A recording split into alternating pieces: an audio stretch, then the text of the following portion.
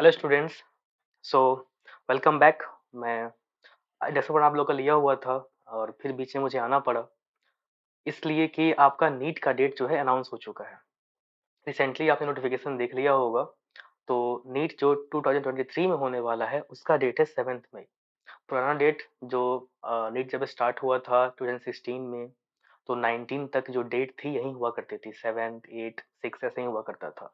बीच में जो कोविड के चलते डिस्ट्रप्शन हुआ, जिसमें नीट का डेट बहुत सारा जैसे अक्टूबर में हो रहा है, सितंबर में हो रहा है, लेकिन फिर से पुराना डेट आ गया हुआ है और ये अब चलता ही रहेगा।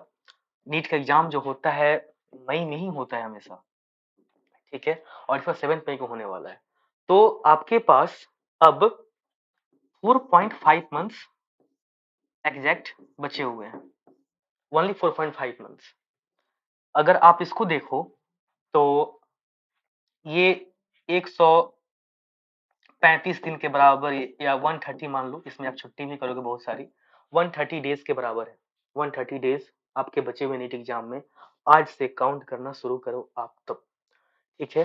अब 135 डेज में आप कैसे 600 प्लस मार्क्स लाओगे, ये बहुत बड़ा चैलेंज है, ठीक है।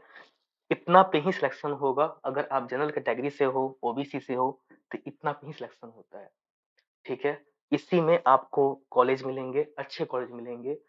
खराब कॉलेज में पढ़ने का कोई फायदा नहीं है। आप एमबीबीएस करने वाले हो, डिग्री का कोई आजकल ये नहीं रह गया। अब प्रैक्टिस जहाँ पे अच्छी हो रही है, जहाँ पे प्रैक्टिकल्स अच्छे हो रहे हैं, वहां पे ही पढ़ने का ही फायदा है। तो 600 प्लस मार्क्स आपको लाने पड़ेंगे इस नीट में, तब जाके आपको एक बढ़िया कॉलेज मिलेगा, जहाँ पे आपकी जो डिग्री जो आप पढ़ने वाले हो एमबीबीएस, वो आपकी बहुत ही अच्छे से जब आप मार्केट में आओगे आफ्टर 6 ईयर्स, आप जब मार्केट में आते हो तो जो पेशेंट होते हैं वो देखते हैं कि डॉक्टर साहब की नॉलेज कितनी है, ये कितना जानते हैं और कितने अच्छे से इलाज कर सकते हैं। मेरा मैटर यही करता है। अगर कोई बंदा एम्स भी पढ़ा हुआ है और उसका प्रैक्टिस बढ़िया नहीं है तो वो किसी काम का नहीं है, और किसी छोटे कॉलेज से बच्चा पढ़ा हुआ है, उसकी प्रैक्टिस बढ़िया है, तो उसका जो है वो फिर चक्का चौंध में चल जाता है, वो फिर टॉप कर जाता है फील्ड में, ठीक है। तो ये आपको मार्क्स लाने पड़ेंगे। आपके पास 135 डेज है। तो आप कैसे स्ट्रेटजी प्लान कर रहे हो, मैं आपको बताता हूँ कि आपको करना चाहिए। सॉरी। तो आपके पास वन वन 130 डेज आपके पास बचे हुए हैं। आपको जो एफिनिटी में अभी जो लेक्चर्स चल रहे हैं, पीसीबी, बायो में आपका जियोलॉजी और बॉटनी है, केमिस्ट्री में आप पढ़ ही रहे हो, ऑर्गेनिक केमिस्ट्री पढ़ रहे हो, फिजिकल है, और आपका इनऑर्गेनिक है, सॉरी, फिजिक्स, पूरा फिजिक्स है, बहुत पार्ट्स हैं इसके। तो आपको देखो क्या होता है, सबसे बड़ी चीज होती है स्ट्रेटजी। केवल पढ़ने पढ़ने से अगर आपका नीट निकल जाता तो हर साल 20 लाख बच्चे नीट में 600 मार्क्स ला देते। ऐसा होता नहीं है। जिसकी स्ट्रेटजी बढ़िया होती है वही बंदा पास हो पाता है एग्जाम में।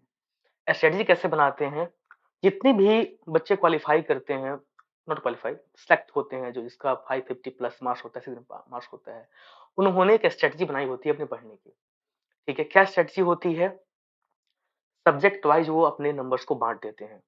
किस सब्जेक्ट में कितना मार्क्स लाना है ये उन्हें पता होता है, किस सब्जेक्ट को कैसे पढ़ना है ये उन्हें पता होता है, न्यूमेरिकल्स कैसे अटेम्प्ट करना है ये पता होता है, ठीक है। मैं आपको उसके बारे में आज बताने वाला हूँ। जैसे बायोलॉजी है, आपको पता है 360 मार्क्स का ये होता है,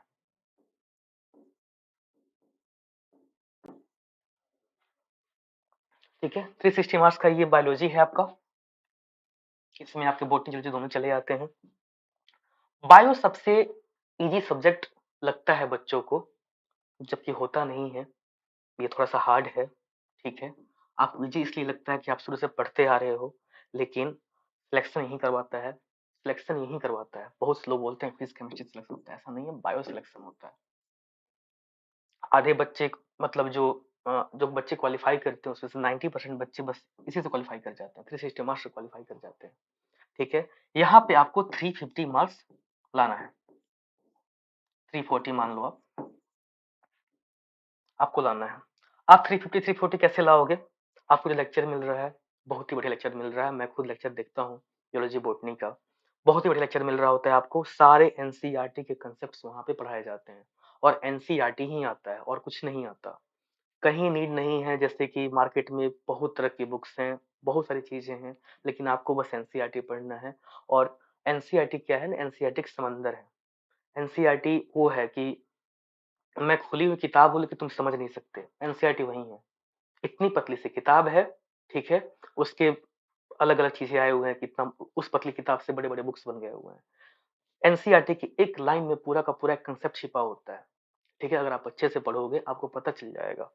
हर एक लाइन में उसका कांसेप्ट होता है, हर एक लाइन में एक क्वेश्चन होता है नीट का। एनसीईआरटी का हर एक लाइन में क्वेश्चन होता है। आपको जो लेक्चर पढ़ाए जाते हैं वो एनसीईआरटी बेस्ड ही लेक्चर्स होते हैं, ठीक है? आप लेक्चर बढ़िया से अटेंड करो, ध्यान से सुना करो। देखो क्लास में जो आप पढ़ रहे हो, जो आप लेक्चर में देख रहे हो 1.5 घंटे में, 1 एंड हाफ आवर्स में, वहीं आपको याद रहेगा।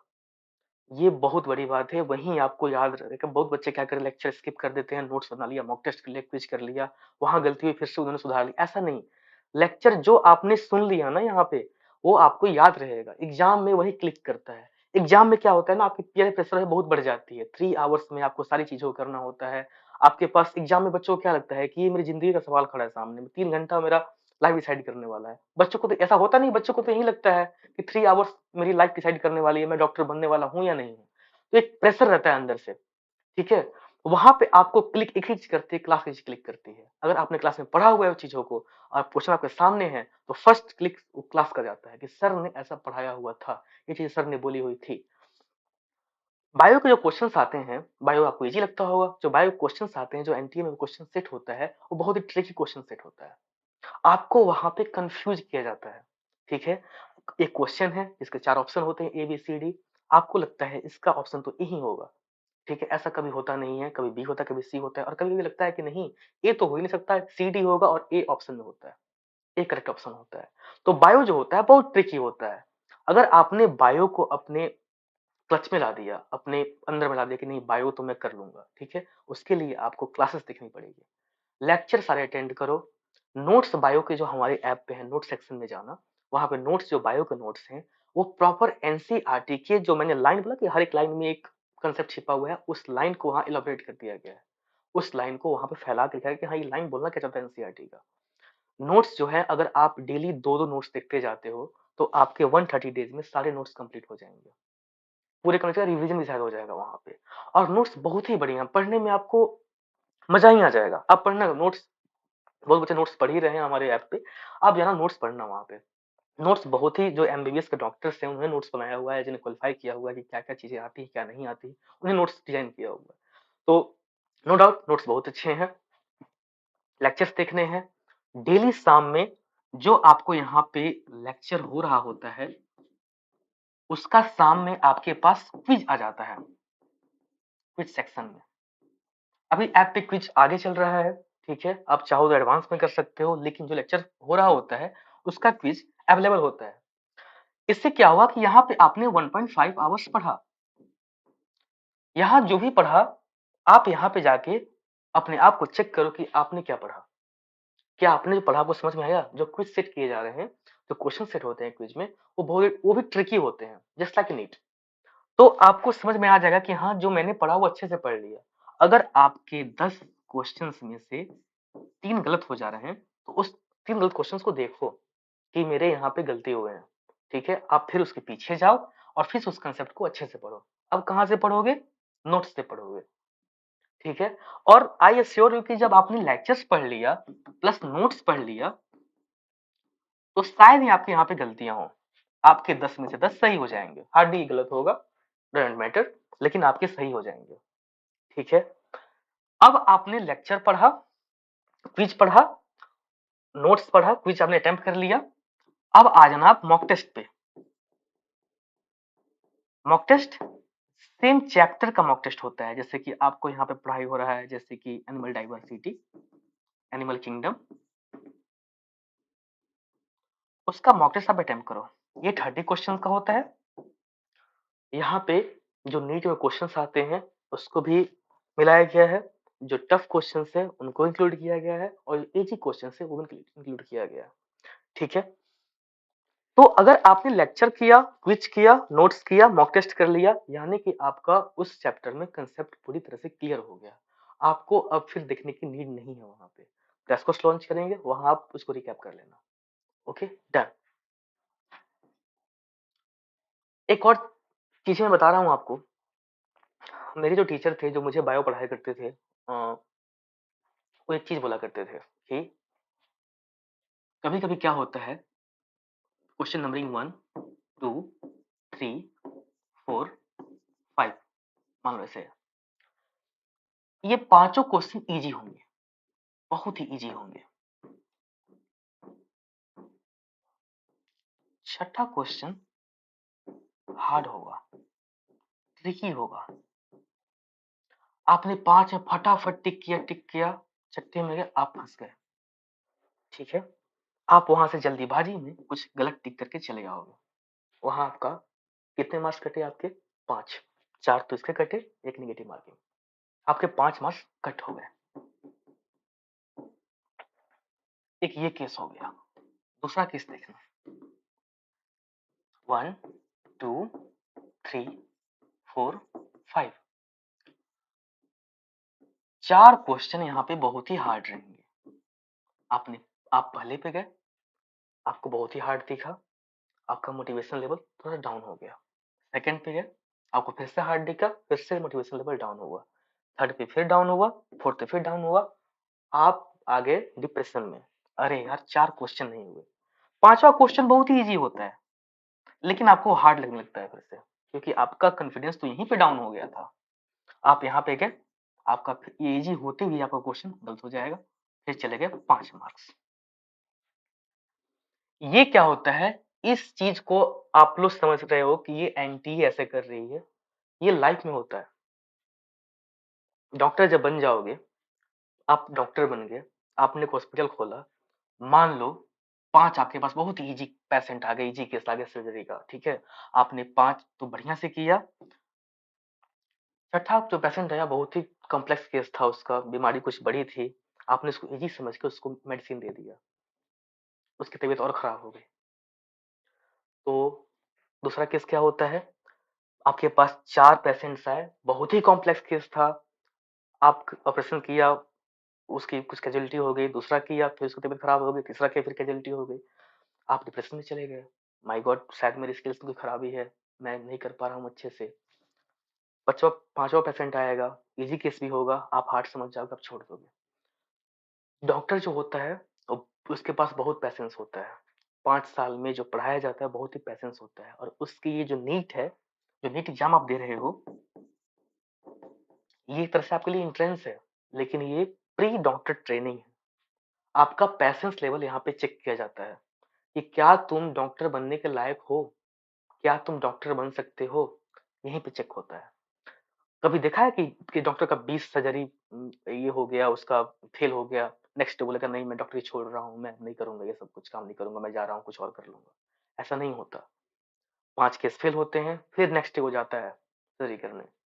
ठीक है, और कभी ऐसा भी नहीं होता कि डॉक्टर 20 केस अच्छे कर लिया तो नेक्स्ट डे बोलता है मैं तो भगवान बन गया, मैं तो ये कर दूंगा वो कर दूंगा, मैं कुछ भी कर सकता हूँ, ऐसा भी नहीं होता है।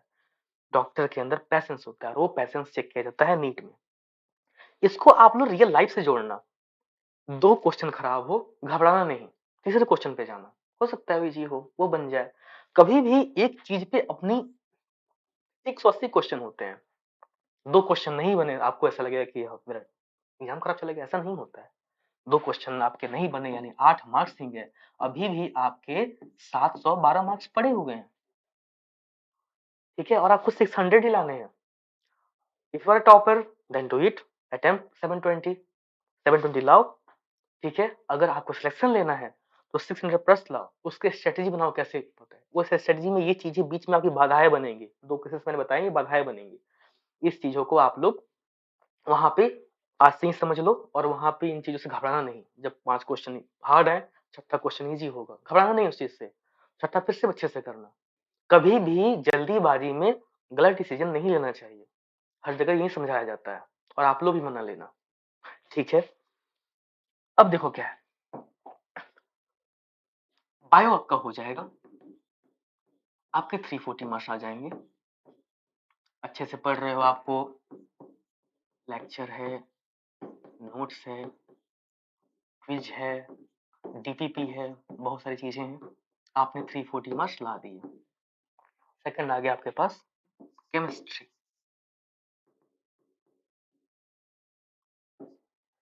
केमिस्ट्री में आप बोलोगे कि सर मुझे इनऑर्गेनिक हार्ड लगती है, ठीक है। तीन चीजें आती हैं, ऑर्गेनिक, फिजिकल, इनऑर्गेनिक। किसी का ये वीक होता है, किसी का ये वीक होता है, किसी का ये वीक होता है। यहाँ पे क्या करना होता है ऑर्गेनिक में आपको, ऑर्गेनिक केमिस्ट्री में क्या करना होता है आपको, ऑर्गेनिक केमिस्ट्री बस आपको, आप अच्छे से लेक्चर्स अटेंड करो और लास्ट में मैं आपको बताऊंगा 5 डेज आपको लगेंगे इसको पढ़ने में। पूरी ऑर्गेनिक केमिस्ट्री आप 5 डेज में खत्म कर सकते हो। मैं बताता हूँ कैसे होता है ऑर्गेनिक में। बस क्या होता है, पहला आएगा IUPAC, जो सब लोग छोड़ देते हैं।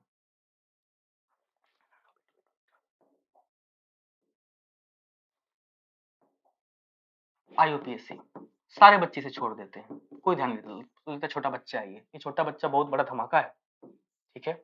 IUPAC अगर आपने नहीं अच्छे से पढ़ा, आपको GSC 1 GSC 2 कुछ हो ही नहीं पाएगा आपसे, आप नेमिंग कर ही नहीं पाओगे, आपकी स्टडी डायरेक्शन गलत हो जाएगी वहां पे। IUPAC बेस है आपका। सेकंड आएगा आपका आइसोमेरिज्म, ये अच्छे से कर लिया आपने, आप GSC 2 को तोड़ दोगे, आप कुछ ज्यादा भारी लगेगा ही नहीं। आएगा आपका GSC 1 GSC 2, पढ़ा होगा ना, रिएक्शन मैकेनिज्म 1 रिएक्शन मैकेनिज्म 2, यही चीजें होती हैं। एक दिन में ये पढ़ लोगे, 2 दिन में ये पढ़ लोगे, इसमें 5-5 दिन लगते हैं पढ़ने में, ये सारी रिएक्शन ये सब पढ़ने में लगते हैं, ठीक है। एक बार आपने शिफ्टिंग को समझ लिया, इलेक्ट्रॉन कैसे शिफ्ट हो रहा है, चीजों को ना विजुलाइज करना सीखो, चीजों को विजुलाइज करो अंदर से कि हाँ इलेक्ट्रॉन यहाँ शिफ्ट होगा, क्यों शिफ्ट होगा, क्योंकि यहाँ पे ज्यादा टेंडेंसी, यहाँ पे कम है। उस चीज को अपने आप अंदर से एक इमेज बनाया करो, एक मूवी चलाया करो अंदर में, आपको सारी ऑर्गेनिक केमिस्ट्री आपको मूवी की तरह चल के खत्म हो जाएगी। और आपका ऑर्गेनिक में आपको विश्वास नहीं होगा, आपके 15 के 15 क्वेश्चन सारे सही हो जाएंगे। आपने बस विजुलाइज करना सीख लिया, आपने बस शिफ्टिंग को समझ लिया, आपने नेमिंग समझ ली और शिफ्टिंग समझ ली। इलेक्ट्रॉन का शिफ्ट होना ही बस रिएक्शन मैकेनिज्म में है ही वही, इलेक्ट्रॉन का शिफ्ट होना, कौन किसके पास जाएगा, कौन किससे भागेगा, जिस दिन ये समझ लिया बस हो गया। अब देखो इस चीज को कब आप समझोगे, जब आपने इनऑर्गेनिक केमिस्ट्री पढ़ी हो, पीरियोडिक टेबल पढ़ा हो, ठीक है, हाइड्रोकार्बन में केमिकल बॉन्डिंग में आपने बॉन्ड के बारे में पढ़ा हो, तब आप जाके समझ पाओगे कि GSC 1 और GSC 2 में रिएक्शंस कैसे हो रहे हैं। केमिकल बॉन्डिंग में क्या पढ़ा जाता है आपको, कि कौन सा एलिमेंट्स किसके पास जाके जुड़ेगा और किसके पास नहीं जुड़ेगा। केमिकल बॉन्डिंग बस यही होती है, ठीक है। हाइड्रोकार्बन से पढ़ रहे हो आप वहां पे, जब आप ये समझ जाओगे तो फिर आपका ये भी हो जाएगा डन। आप यहाँ भी 15 कर लोगे, यहाँ भी 13-14 तो कर ही लोगे आप लोग, क्योंकि क्या कभी कभी होता है इनऑर्गेनिक केमिस्ट्री में एक्सेप्शंस बहुत होते हैं और बच्चे वहां फंस जाते हैं, ठीक है। एक दो क्वेश्चन आपके नहीं होते हैं, कोई बात नहीं, एक्सेप्शन क्वेश्चन गलत हो ही जाते हैं, होते हैं गलत, आपको लगेगा कि नहीं ये सही, ये जो पैटर्न है वो सही होना चाहिए, लेकिन गलत हो जाता है, कोई बात नहीं, एक दो क्वेश्चन स्किप कर देना। बाद में आती है फिजिकल केमिस्ट्री, जिसका जो लास्ट में आएगा फिजिक्स, जिसका फिजिक्स स्ट्रांग होगा उसकी फिजिकल केमिस्ट्री स्ट्रांग होगी। एवरीथिंग सेम होता है, यहाँ भी थर्मोडायनेमिक्स होता है, यहाँ भी थर्मोडायनेमिक्स होता है, यहाँ भी काइनेटिक्स है, यहाँ भी काइनेटिक्स है, यूनिट्स चेंज होते हैं, थोड़ा सा कंसेप्ट थोड़ा सा चेंज होता है, ठीक है। यहाँ पे आप मास के बारे में पढ़ रहे होते हो, यहाँ पे आप केमिकल्स के बारे में पढ़ रहे होते हो, ठीक है। फिजिक्स भाई साहब पूरे मेडिकल के बच्चों का एक ही वीकनेस है, फिजिक्स, और ये सबसे इजी है। ये मैं नहीं बोल रहा हूँ, कभी किसी जेईई एस्पिरेंट आपका दोस्त होगा जो IIT की तैयारी कर रहा होगा, उससे पूछना, अपनी फिजिक्स दिखाना, अपनी मेडिकल वाली फिजिक्स दिखाना और उससे बोलना कि ये बताओ कैसा है, वो उसे ऐसे ही फेंक देगा, ये तो बहुत इजी है। फिजिक्स में हमेशा ही क्वेश्चन कभी IIT की तरह नहीं आते, बहुत ही सिंपल क्वेश्चन आते हैं। फिजिक्स कितने कुछ ना 45 क्वेश्चन फिजिक्स में आते हैं। मैं आपको दिखाता हूँ कि कैसे कैटेगराइजेशन यहाँ पे होता है। 25 क्वेश्चंस यहाँ पे ऐसे आते हैं, put the value get the answer, सारे फॉर्मूले पे बेस्ड होते हैं। आपको फाइंड करना है कि कौन सा फॉर्मूला यहाँ पे लगेगा, कौन सा प्रॉपर फॉर्मूला है जो यहाँ पे लगेगा। फॉर्मूले ऐसे भी नहीं कि आपके बुक में दिए गए हैं और आपने पूरा पढ़ लिया, याद कर लिया और यहाँ पे डाल दिया। आपको क्वेश्चंस को समझना पड़ता है। देखो 60 सेकंड मिलते हैं आपको एक क्वेश्चन बनाने में। जब आप जिस क्वेश्चन अटेम्प्ट कर रहे हो वहां पे 10 सेकंड टाइम देना क्वेश्चंस को पढ़ने में। फिजिक्स का पूरा आंसर उस क्वेश्चन में ही छिपा होता है, उस क्वेश्चन में छिपा होता है। लगता है आपको बहुत बड़ा क्वेश्चन है, इतना बड़ा, वो बहुत ही इजी होता है, और छोटा क्वेश्चन बहुत ही हार्ड होता है। लेकिन फिजिक्स का हर चीज क्वेश्चन में छिपा होता है। क्या होता है, नहीं, फिजिक्स का क्वेश्चन जब भी आप ट्राई कर रहे हो, जब भी आप अटेम्प्ट कर रहे हो, एक चीज बस दो कॉलम बनाना, यहाँ पे लिखना गिवन वैल्यू, यहाँ पे लिखना टू फाइंड। क्वेश्चन में देखना क्या क्या दिया हुआ है, यहाँ पे भी दी गई है, एस दी गई है, टी दी गई है, यहाँ फाइंड क्या करना है, ए फाइंड करना है। आपके दिमाग में आना चाहिए कि अगर मेरे पास 3 वैल्यूज हैं तो, और मुझे चौथा वैल्यू फाइंड करना है, तो उसमें कौन सा फॉर्मूला आएगा। जिस दिन आपने ये चीज को समझ लिया, आपका फिजिक्स बहुत ही इजी हो जाएगा। ये किसके लिए है, ये 25 क्वेश्चंस के लिए है। दूसरा क्या आ जाएगा आपका, 7 to 8 क्वेश्चंस, आजकल 5 भी होने लगे हैं। ऐसे क्वेश्चंस आपके सब्जेक्टिव आते हैं।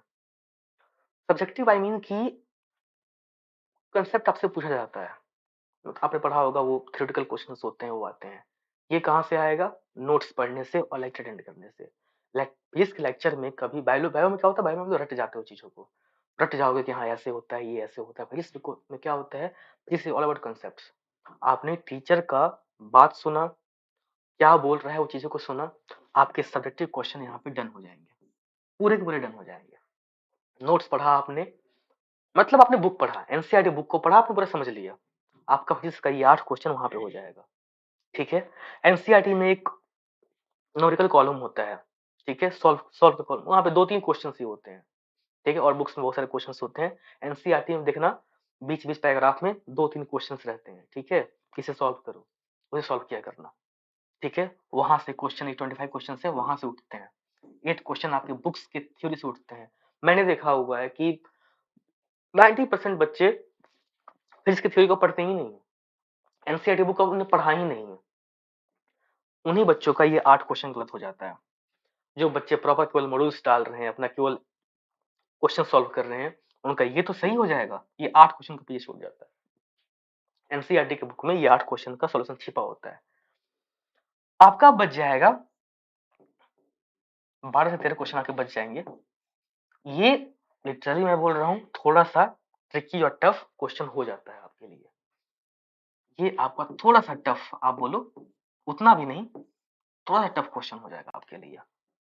यही आपका है वो बैरियर पार करने वाला चीज, ये आपका रैंक डिसाइड करता है। ये जो क्वेश्चंस हैं, ये आपका रैंक डिसाइड करते हैं। आपका सिलेक्शन हो गया, बायो में 340 किया आपने, केमिस्ट्री में आपने 180 में से कम 140 कर लिया, यहाँ पे आपने 100 मार्क्स यहाँ पे ले लिए, आपने 30 मार्क्स यहाँ पे ले लिए, या 20 मार्क्स ले लो, सब जोड़ के मान लो 100 मार्क्स आ गए आपके। यहाँ पे कुछ गलत हो रही है, आपको गलत हो रही है, 100 मार्क्स आ गए। आपका मार्क्स कितना आ गया, 340, सॉरी 340 प्लस 140, ठीक है, प्लस 100, कितना हो गया, 0, 8 और 580 मार्क्स आ गया आपके। हो सकता है कुछ गलतियां हो जाए, मान लो इसे 500 प्लस मान लेते हैं। अब देखो, जो टफ क्वेश्चन बायो में थे 20 क्वेश्चन, जो टफ क्वेश्चन केमिस्ट्री में थे, और जो टफ क्वेश्चन फिजिक्स में, गिन के ये हार्डली 20 to 30 क्वेश्चंस होते हैं। ये क्वेश्चंस आपका रैंक डिसाइड करते हैं। यहाँ आपने सिलेक्शन ले लिया, 550 प्लस मार्क्स मतलब 580 तक आ रहे हैं, तो आपका सिलेक्शन हो जाएगा कि छोटे छोटे मोटे कॉलेज में आपको मिल जा रहा है कॉलेज, ठीक है, कैटेगरी में कॉलेज मिल जा रहा है आपको, कॉलेज मिल जाएगा। लेकिन बढ़िया कॉलेज कब मिलेगा, जब आप टफ क्वेश्चन को करते हो। अब टफ क्वेश्चन आपका कंप्लीट कहाँ से होगा, ये होगा आपके प्रैक्टिस से। ठीक है, ये प्रैक्टिस से होगा। मैं बताता हूँ आपको, कोई बच्चा जो कॉलेज में पढ़ाई कर रहा हो, किसी गवर्नमेंट कॉलेज में भी पढ़ाई कर रहा हो, जिसने नीट क्रैक किया हो, पहले 3-4 साल पढ़ लिया कॉलेज में, उससे बुलाओ, फिर से बैठाओ, फिर से क्वेश्चन सारे सॉल्व कर देगा। ये बहुत ही इजी क्वेश्चंस होते हैं। कोई हार्ड नहीं है इसमें, वो आराम से सॉल्व कर सकता है। किसी नीट एस्पिरेंट जिसने पहले नीट दिया 19 में 18 में, उसे बैठाओ, फिर से रैंडमली क्वेश्चन दो, उसे एक के पेपर दो, वो आज ही 550 मार्क्स ला देगा, 560 570 क्रॉस कर जाएगा। ठीक है, पहले भी किया था, आज भी कर जाएगा, क्योंकि आपको लगता है वो हार्ड है, वो हार्ड है नहीं एक्चुअली, आपको बस स्ट्रेटजी चाहिए। अब बैरियर क्रॉस करना है आपको, ये 560 से आपको 560 से आपको अप जाना है। कितना अप जाना है? 40 मार्क्स तक आपको अप जाना है। 40 मार्क्स अप चले गए आप, आपको एक बहुत ही बढ़िया कॉलेज मिल जाएगा। ठीक है, थोड़ा सा और चले गए, 10 प्लस और चले गए, हो सकता है कोई जीएमसी से मिल जाए, 10 और चले गए, एम्स मिल जाएगा, छोटा एम्स। ठीक है, एम्स एम्स ही है, छोटा हो या बड़ा हो। 700 के करीब ला दिए, 680 ला दिए, आपको बढ़िया एम्स मिल जाएगा। तो ये टफ क्वेश्चन जो है ना, ये आपको रैंक दिलवाते हैं। अगर आपका अपने अंदर की चीजों को देखो, जो तो मैं ऑनेस्टली आपसे बात कर रहा हूँ, मैं आपसे ये नहीं बोल रहा मैं आपको वो 720 मार्क्स ला दूंगा, मैं आपको करवा दूंगा यहाँ पे ऐसा पढ़ाया जाएगा, ऐसे मैं वो बात नहीं, ऑनेस्टली बात मैं बोल रहा हूँ, प्रैक्टिकल बात बोल रहा हूँ। आपको मतलब सिलेक्शन से होना चाहिए, आपने यहाँ पे सेलेक्ट कर लिया, आप थोड़ा सा पुश मारना, आपको थोड़ा सा पुश मारना है और आपको एक अच्छा कॉलेज ले लेना है। ठीक है, तो एकदम ध्यान रखना इस चीज को, फिर से मैं समराइज कर दे रहा हूं आपको। बायोलॉजी में आपको करना है 340, केमिस्ट्री में करना है आपको 150 और फिजिक्स में करना है आपको 130। इतना कर दोगे आपके आ जाएंगे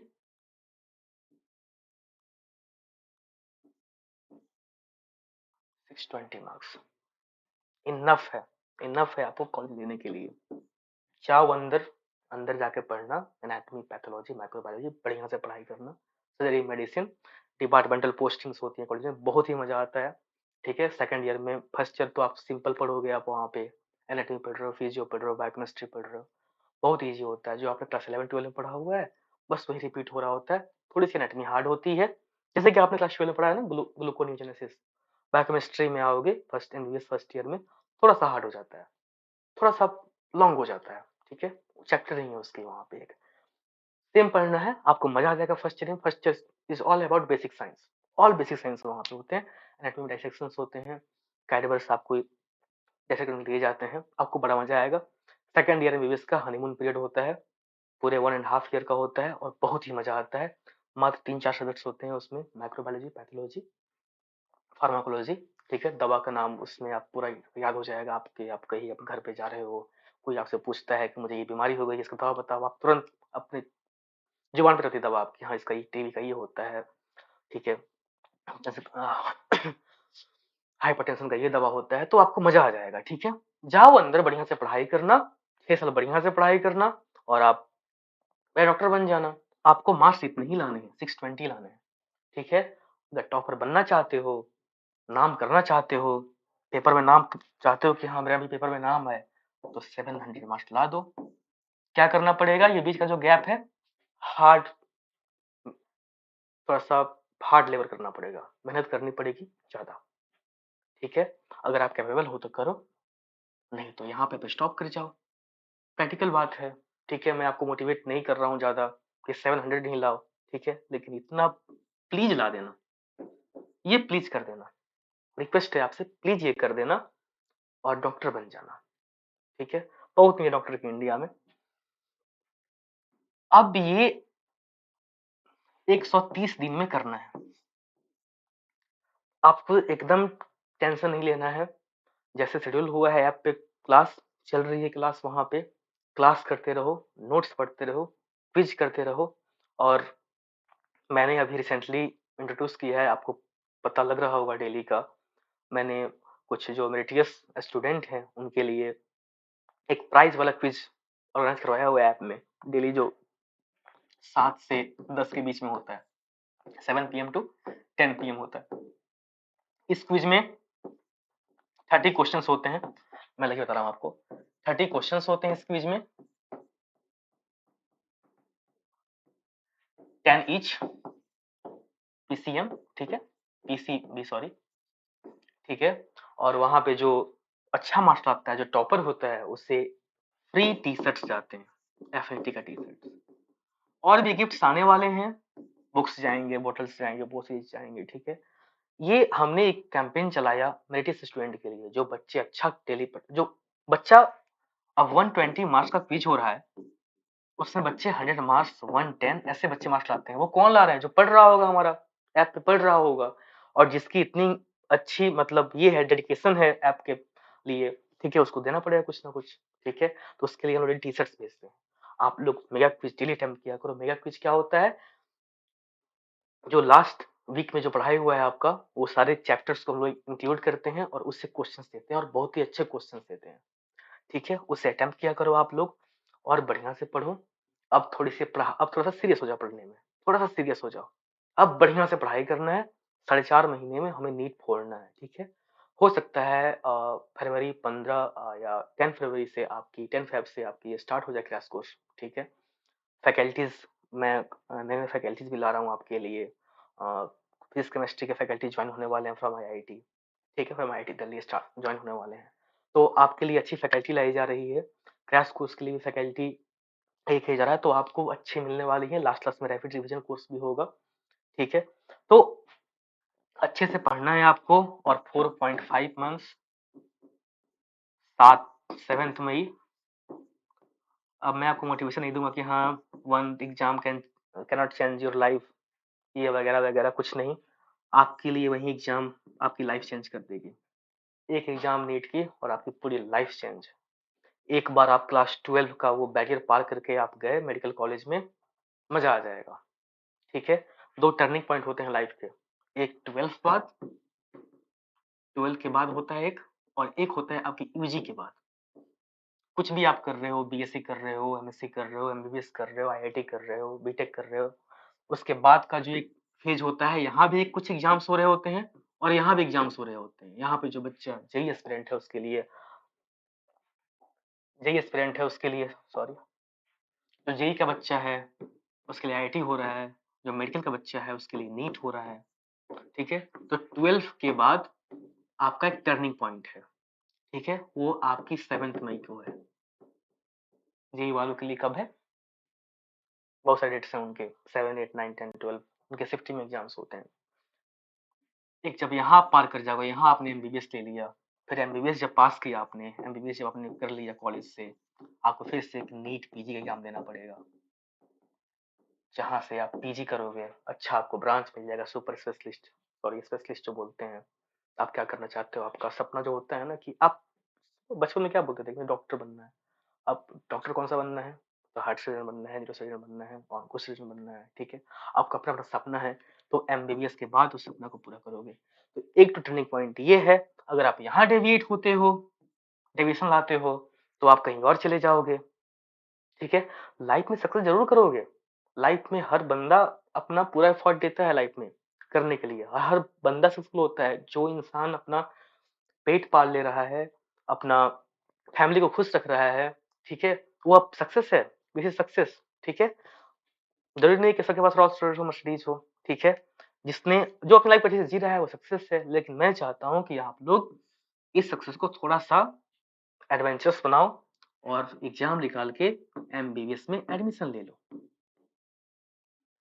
अच्छे से यहाँ पे पढ़ाई करना, मौज-मस्ती भी करना, यहाँ फिर से पास करना और पीजी ले लेना, एमडी करना किसी अच्छे कॉलेज से, ठीक है? Life set.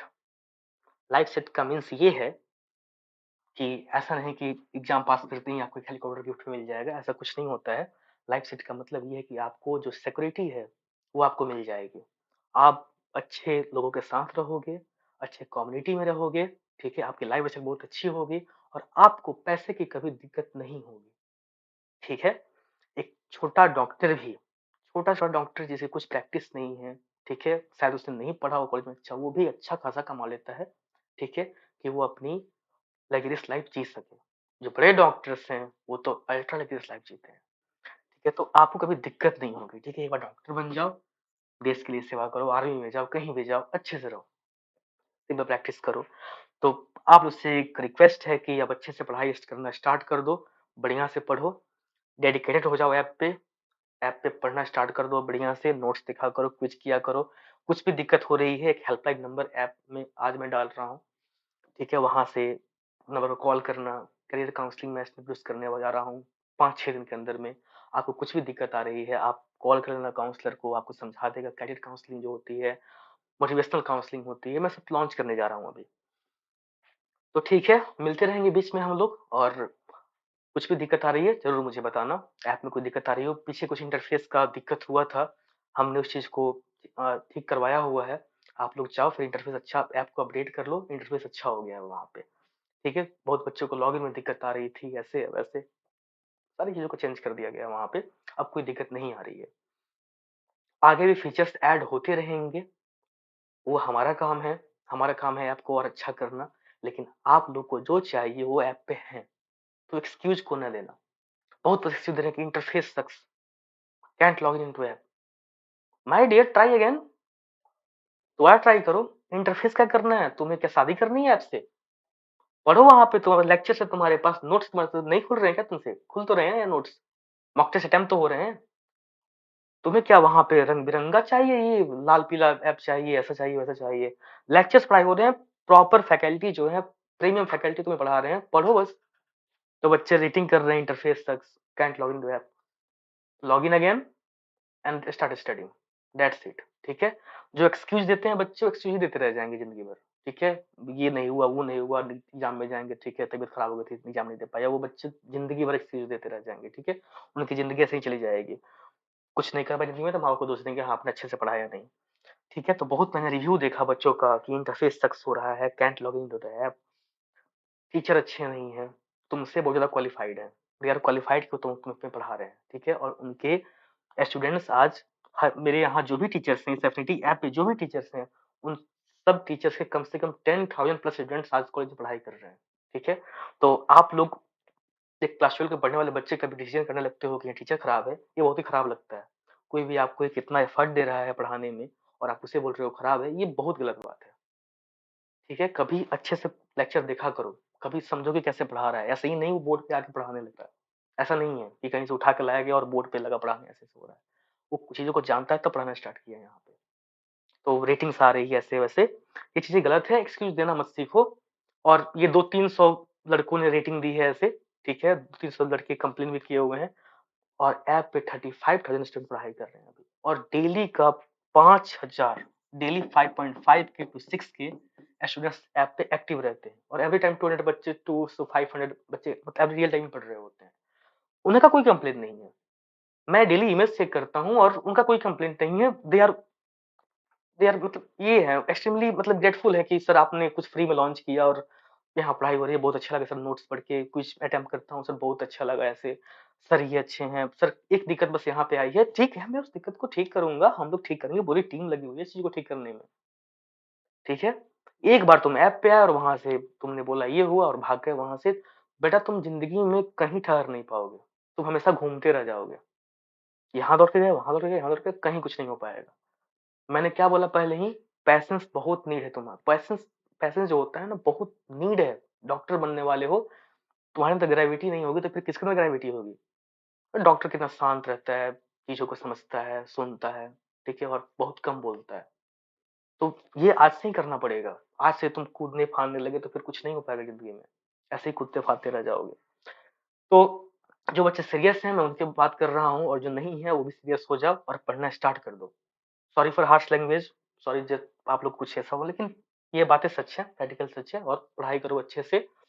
हर 15 या 20 डेज़ में आता रहूँगा और आपको जो अपडेट्स देता रहूँगा। मेरे कुछ गेस्ट फैकल्टीज़ भी आने वाले हैं, कुछ मोटिवेशनल स्पीकर्स हैं बड़े-बड़े, वो भी आने वाले हैं और वो भी आपको मोटिवेट करेंगे चीज़ों को। होता है, मैंने फर्स्ट अपने नेक्स्ट में बताया हुआ था कि क्या होता है कि बच्चा पढ़ाई कर रहा होता है, बहुत ही अच्छा पढ़ रहा होता है।